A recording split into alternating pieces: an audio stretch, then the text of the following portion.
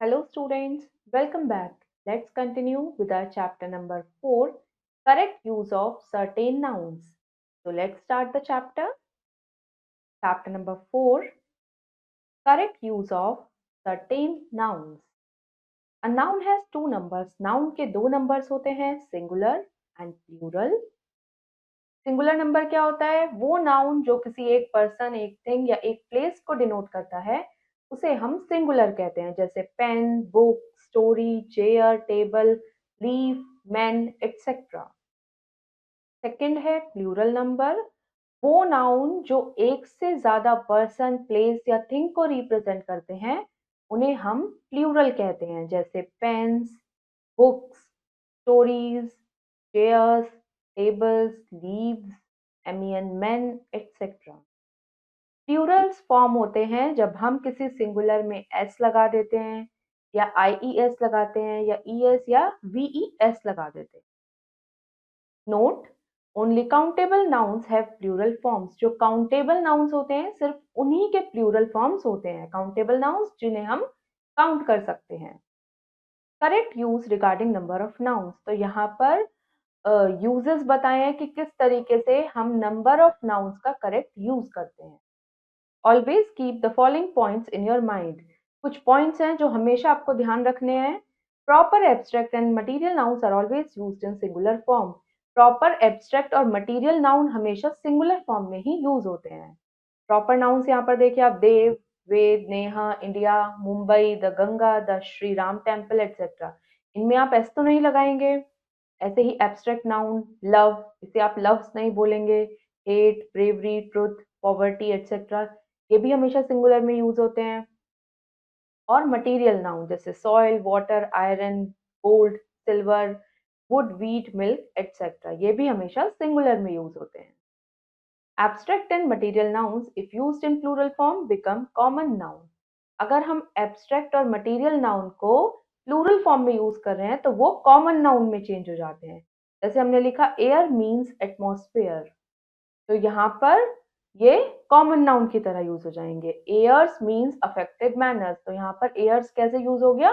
Common noun की तरह। Copper means a metal, तो कॉपर यहाँ पर अभी तो ये मटेरियल नाउन है, और यहाँ पर कॉपर्स मीन्स कॉपर कॉइन्स, तो यहाँ पर ये जो कॉपर्स है ये कॉमन नाउन की तरह यूज होगा। Certain collective nouns, though singular in form, are always used as plurals. कुछ कलेक्टिव नाउन्स अगर हम उन्हें लिखेंगे तो वो हमें सिंगुलर जैसे लगेंगे, बट वो प्लूरल के लिए यूज होते हैं। जैसे the people of this city are very gentle, अब यहाँ पीपल लिखा है, इसमें एस तो नहीं है, पर पीपल प्लूरल के लिए यूज होता है। ऐसे ही the cattle are grazing in the field, cattle भी प्लूरल के लिए यूज होता है। Poultry, vermin, gentry, goggles, trousers, tongs, ये सब भी प्लूरल में ही यूज होते हैं। नेक्स्ट है following nouns though singular in meaning but plural in form are always used in plural. कुछ नाउन्स ऐसे हैं जिनका मीनिंग तो सिंगुलर है बट वो प्लूरल की तरह ही यूज होते हैं, मतलब उन्हें अगर आप लिखेंगे तो आप प्लूरल की तरह लिखेंगे। जैसे my trousers have torn, your spectacles are very dull, तो इन्हें हम प्लूरल की तरह यूज करते हैं, प्लूरल की तरह ही लिखते हैं, पर ये होते सिंगुलर हैं, इनका मतलब सिंगुलर होता है। रिचेस, टोंग, सिजर्स, एल्म्स, ये सब ऐसे ही नाउन्स के एग्जाम्पल हैं। Following nouns though plural in form are always used in singular. कुछ नाउन्स ऐसे होते हैं जो प्लूरल होते हैं फॉर्म में, पर हम उन्हें यूज करते हैं एज अ सिंगुलर। जैसे इकोनॉमिक्स, एक सब्जेक्ट का नाम है, तो इसको हम लिख रहे हैं प्लूरल की तरह से, पर हम यूज सिंगुलर फॉर्म में करते हैं। Economics is an easy subject. First innings of the match is over. Politics, mathematics, civics, ये भी कुछ ऐसे ही नाउन्स हैं। Next, some nouns have same form in singular as well as in plural. कुछ नाउन का सेम फॉर्म होता है सिंगुलर में भी प्लूरल में भी, वो चेंज नहीं होते। जैसे fish live in water, sheep are grazing in the field, तो दोनों ही केसेस में ये प्लूरल में भी यूज होते हैं और सिंगुलर में भी as it is. Deer, pen, fish, swine, dozen, 100,000 etc. Some nouns are never used in plural. कुछ नाउन्स बिल्कुल प्लूरल में यूज नहीं होते हैं। Their plural forms are separate, उनकी प्लूरल फॉर्म्स एकदम अलग हो जाती है। Information of his departure is wrong, तो यहाँ पर आप देखिए सिंगुलर, प्लूरल। जैसे फर्नीचर लिखा है सिंगुलर में, तो प्लूरल में अगर हमें लिखना है तो हम इसे पीसेस ऑफ फर्नीचर लिखेंगे, इसे फर्नीचर्स नहीं लिखेंगे। ऐसे ही मिसचीफ सिंगुलर में है तो acts of mischief, advice pieces of advice, kindness acts of kindness, poetry poems, scenery scenes. Next, when a compound noun is used with a numeral, जब हम किसी compound noun को numeral के साथ यूज करते हैं 1, 2 या 10 के साथ, which refers to its definite number, तो उससे क्या होता है, उसका एक नंबर फिक्स हो जाता है, क्वांटिटी या मेजरमेंट फिक्स हो जाता है, तो उसको हम कभी भी प्लूरल में यूज नहीं करते। जैसे अ 5 रुपीज नोट नहीं हम बोलेंगे, अ 5 रुपी नोट बोलेंगे। यहाँ पर 5 लिखा है रुपीज से पहले, तो अब ये रुपी हो जाएगा। 6 years old boy नहीं लिखेंगे, 6 year old boy करेक्ट है। A 5 years plan, a 5 year plan. 2 kilos sugar, 2 kilo sugar.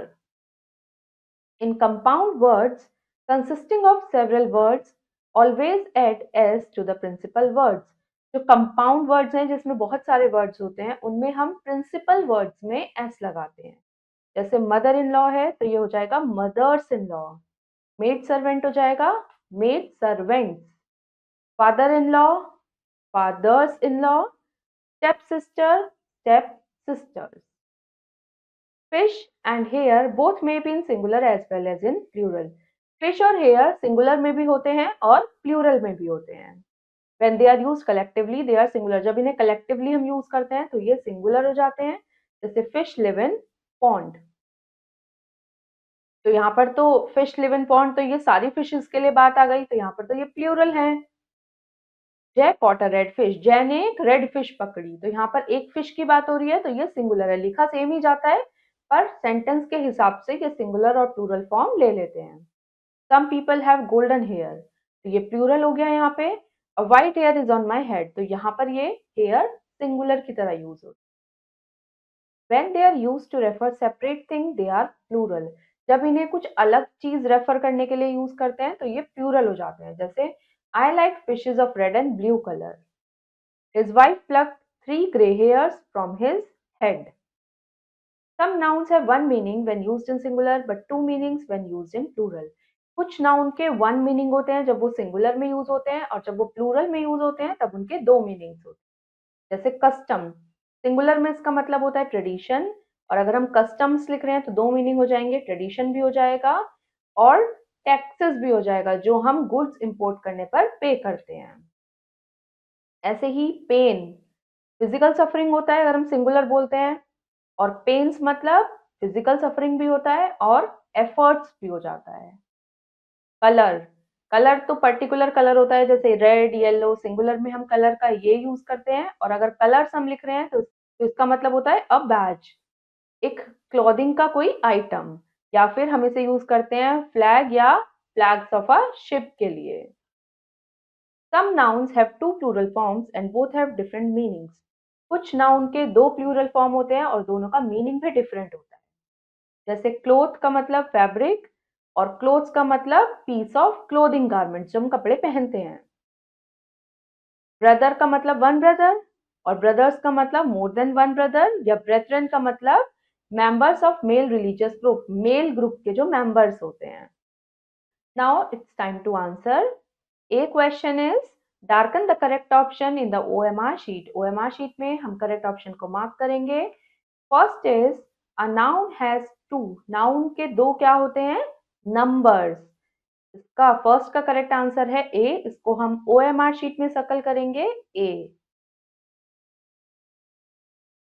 Next, proper noun is always used in. Proper noun हमेशा किस में यूज होता है? सिंगुलर में, तो सेकंड का करेक्ट आंसर है B.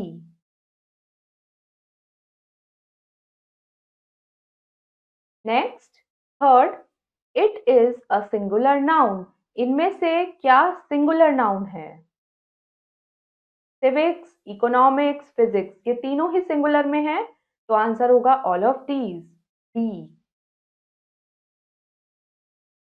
Next, it is the plural in number. इनमें से प्लूरल क्या है नंबर में? ट्राउजर्स, गॉगल्स, ब्रेथरन, ये तीनों ही प्लूरल हैं, तो ऑल ऑफ दीज। का आंसर भी डी, ऑल ऑफ दीज। तो डी पर मार्क कर देते हैं। Next, it is singular and plural both in numbers. इनमें से कौन से ऐसे वर्ड्स हैं जो सिंगुलर और प्लूरल में सेम यूज होते हैं? शीप, शीप भी सिंगुलर और प्लूरल में यही यूज होता है, डियर और फिश भी। तो इसका करेक्ट आंसर है D, all of these.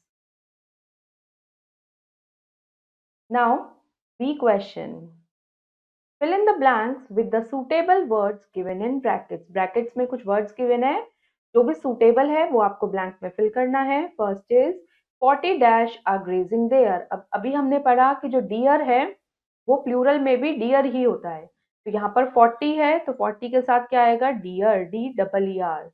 40 deer are grazing there. Second, bread and butter dash my favourite food. अब ब्रेड एंड बटर को हम साथ में काउंट करते हैं, तो ब्रेड एंड बटर एक ही चीज है, तो bread and butter is my favourite food. Next, his office is full of new. Furniture कभी भी फर्नीचर्स नहीं होता, तो इसका ये रॉन्ग है, इसका करेक्ट आंसर है फर्नीचर। यहाँ पर हम लिखेंगे फर्नीचर। तो इसी तरह से बाकी के पार्ट्स आप खुद करेंगे। Now see question, correct and rewrite the following sentences. आपको सेंटेंसेस को करेक्ट करके दोबारा से लिखना है। First is he is a 5 years old boy. तो इसको हम करेक्ट कैसे करेंगे, क्या लिखेंगे? He is a 5। अभी मैंने आपको बताया था कि नंबर्स जब लिखे होते हैं तो उसके साथ हम प्लूरल यूज नहीं करते, तो ये हो जाएगा he is a 5 year old boy। Next, he has sold his all furnitures. तो इसका हो जाएगा he has sold all his furniture. Furnitures कुछ नहीं होता तो फर्नीचर हो जाएगा।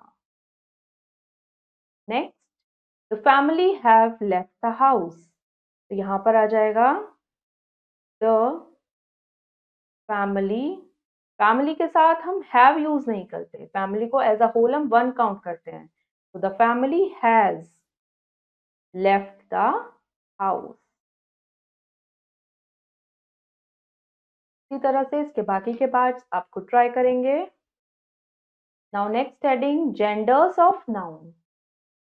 आपने ये पहले भी पढ़ा है अपनी प्रीवियस क्लासेस में कि जेंडर्स 4 टाइप के होते हैं। पहला है मैस्कुलिन जेंडर, वो नाउन जो किसी मेल पर्सन या मेल एनिमल को डिनोट करता है उसे हम मैस्कुलिन जेंडर कहते हैं। मैस्कुलिन जेंडर के एग्जाम्पल हैं bull, cock, boy, man, brother, dog etcetera. Second है फेमिनिन जेंडर, वो नाउन जो किसी फीमेल पर्सन को रिप्रेजेंट करते हैं या फीमेल एनिमल को, उन्हें हम कहते हैं फेमिनिन जेंडर। और फेमिनिन जेंडर के एग्जाम्पल हैं cow, hen, girl, women, sister, bitch etcetera. Next है थर्ड, कॉमन जेंडर, वो नाउन जो मेल और फीमेल दोनों को डिनोट करते हैं, उन्हें हम कहते हैं कॉमन जेंडर। तो कॉमन जेंडर के एग्जाम्पल हैं पेरेंट्स, पेरेंट्स में दोनों आते हैं मदर फादर, तो ये मेल भी हो सकता है फीमेल भी। ऐसे ही मैनेजर है कोई कंपनी का तो वो मेल भी हो सकता है फीमेल भी, बोला वो मैनेजर ही जाएगा। ऐसे ही teacher, doctor, friend etcetera. And next fourth type है न्यूटर जेंडर। न्यूटर जेंडर में वो नाउन्स आते हैं जो किसी ऑब्जेक्ट या थिंग के लिए यूज होते हैं, मतलब जो लाइफलेस थिंग्स होती हैं उनके लिए जो नाउन यूज होता है वो न्यूटर जेंडर होता है। जैसे टेबल, फ्लावर्स, बुक, पेन, ये सभी क्या है? Neuter gender. नेक्स्ट हेडिंग है केसेस ऑफ नाउन। फर्स्ट है nominative case, the subject of a verb in a sentence is said to be in the nominative case. Verb का जो subject है किसी सेंटेंस में वो होता है nominative case. Objective case, the object of a verb in a sentence is said to be in the objective case. जो verb का ऑब्जेक्ट होता है सेंटेंस में वो कहलाता है ऑब्जेक्टिव केस में। Objective governed by a preposition is also said to be in objective case, और वो ऑब्जेक्ट जो प्रीपोजिशन के साथ होता है वो भी ऑब्जेक्टिव केस में ही कहलाता है। थर्ड आता है possessive case. A noun is said to be in the possessive case when it shows a possession on anything. Noun possessive case में तब होता है जब वो किसी चीज पर possession दिखा रहा हो। It is shown either by the use of an apostrophe and s. इसका यूज हम या तो apostrophe या s के साथ करते हैं या preposition of के साथ करते हैं। Now forget me not. Collective noun, even when they denote living beings, are not put under the category of neuter gender. Example crowd, gentry, etc. जो कलेक्टिव नाउन है, चाहे भले ही वो लिविंग थिंग्स को डिनोट करते हैं, पर हम उन्हें न्यूटर जेंडर की कैटेगरी में नहीं लिखते हैं। But the domestic birds and animals, the sex of which has some importance for the speaker, are put under the category of masculine gender. But जो domestic birds और animals होते हैं, उनको हम मैस्कुलिन जेंडर में भी लिखते हैं, जैसे हॉर्स, कॉक, पीकॉक एटसेट्रा, और फेमिनिन जेंडर में भी लिखते हैं mayor, hen, peahen, etcetera. Personified objects and other objects which are remarkable for strength are put under the category of masculine gender. वो personified objects जो मतलब strength के लिए remarkable हैं, उन्हें हम masculine gender में लिखते हैं, जैसे sun एक strong चीज है, summer, winter, time, death, etc. The objects which are remarkable for beauty, और वो चीजें जो ब्यूटी के लिए डिनोट की जाती हैं, जेंटलनेस के लिए डिनोट की जाती हैं, उन्हें हम डालते हैं फेमिनिन जेंडर में, जैसे मून सुंदर होता है, earth, spring, autumn, nature, justice, mercy, peace, तो ये सभी आएंगे फेमिनिन जेंडर में। Sometimes a little baby or a small animal is placed under the category of neuter gender. कभी कभी एक छोटे बच्चे को या किसी छोटे एनिमल को न्यूटर जेंडर की कैटेगरी में भी हम प्लेस करते हैं। The lower animals which have no importance of sex for the speaker come under the category of neuter gender. वो छोटे एनिमल्स जिनकी कोई इंपॉर्टेंस नहीं है कि वो मेल है या फीमेल है, उन्हें हम न्यूटर जेंडर की कैटेगरी में रखते हैं। Now time to answer. A question is, change the gender of the colored words and write the following sentences after making necessary correction. आपको यहाँ पर colored words का gender change करना है और उसके बाद जो भी necessary corrections required हैं वो करने हैं और sentence को लिखना है।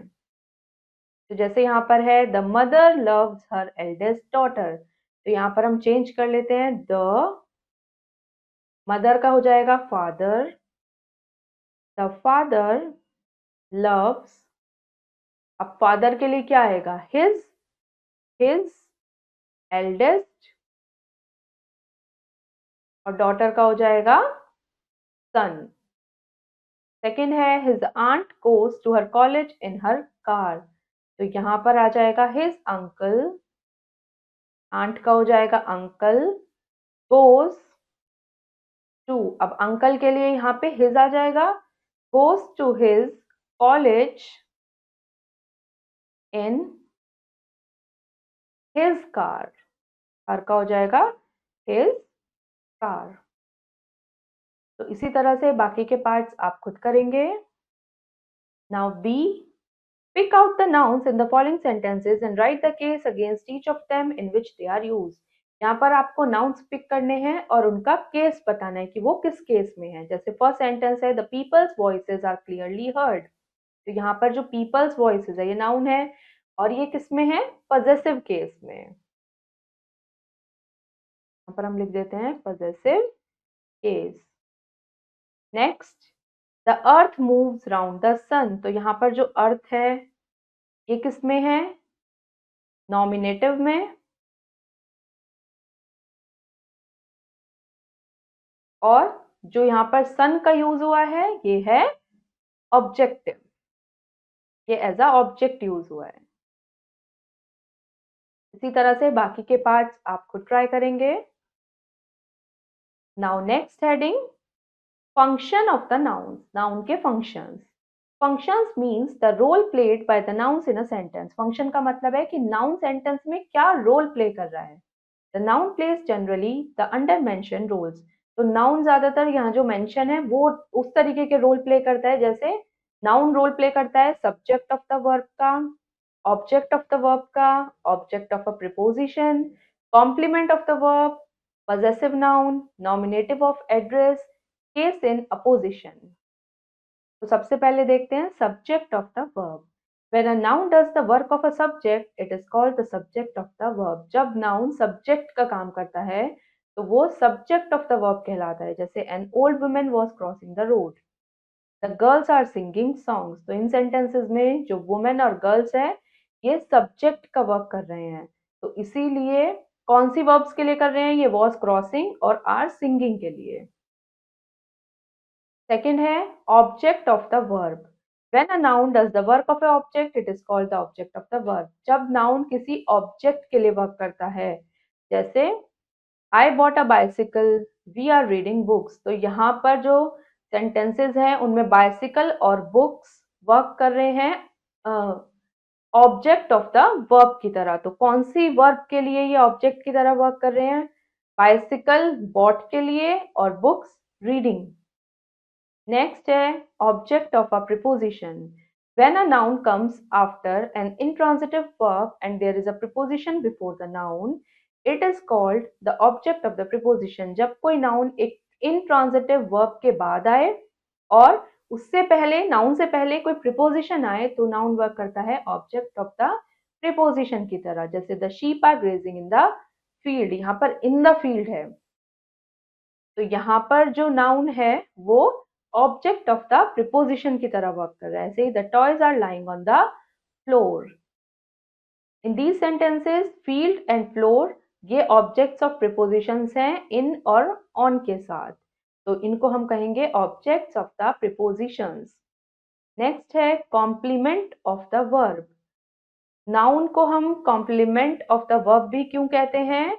जब ये किसी लिंकिंग या हेल्पिंग वर्ब को कॉम्प्लीमेंट देता है. जैसे he is a barber, he is my sister, he is a nurse. तो इन सेंटेंसेस में बार्बर, सिस्टर और नर्स ये कॉम्प्लीमेंट कर रहे हैं लिंकिंग वर्ब को. तो इसलिए ये कॉम्प्लीमेंट्स ऑफ अ वर्ब हैं. Next possessive noun. If the noun shows its possession on another noun, अगर नाउन अपनी possession शो कर रहा है किसी दूसरे नाउन पर तो उसे हम कहते हैं possessive noun. जैसे जैज हाउस इज न्यू, तो जैज हाउस. ऐसे ही दीपा's dress is neat and clean.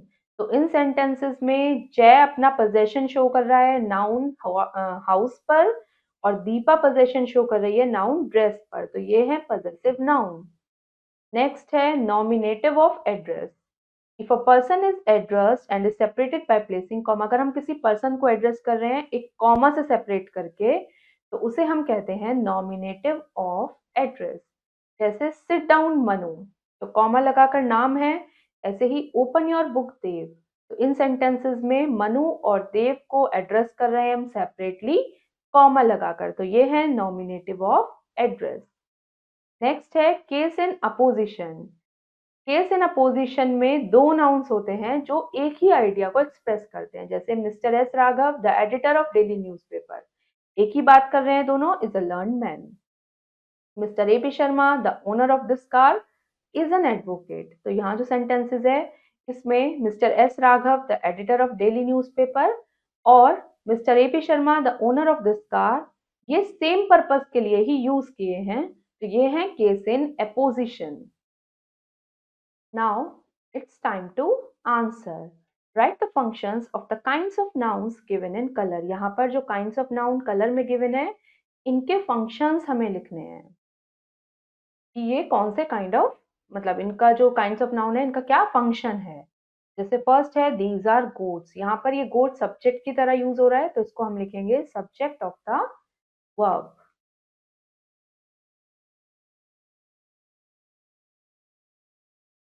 Next ducks are in the ponds. यहाँ पर ये जो पॉन्ड्स है ये प्रीपोजिशन के साथ यूज हो रहा है तो ये हो जाएगा ऑब्जेक्ट ऑफ द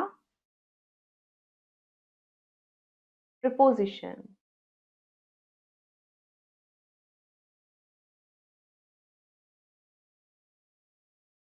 इसी तरह से इसके बाकी के पार्ट्स आप खुद ट्राई करेंगे.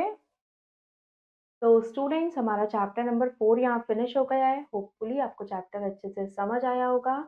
अब हम मिलेंगे नेक्स्ट वीडियो में एक न्यू चैप्टर के साथ। Thank you and have a nice day.